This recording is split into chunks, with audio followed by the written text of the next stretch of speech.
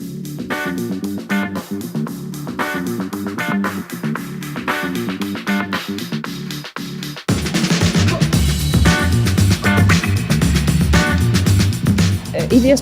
pozwoli mi również na odkrycie samej siebie, na zdecydowanie, czego ja tak naprawdę chcę. Bo tak naprawdę jesteś w innym kraju, w innym środowisku.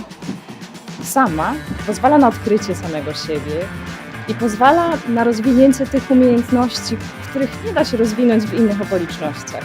Oprócz tego jestem teraz przewodniczącą polskiej organizacji Frontagi, na co na pewno bym się nigdy nie zdecydowała, gdyby nie mój IDS. Znalezienie projektu było dla mnie bardzo proste, bo byłam otwarta na wiele różnych możliwości. Europejska baza danych Komisji Europejskiej pozwala Ci na znalezienie projektu, wykorzystując wyszukiwarki, czyli wpisujesz na przykład kraj, który Ci się podoba, wpisujesz grupę docelową, z którą chcesz pracować. Jest to naprawdę proste.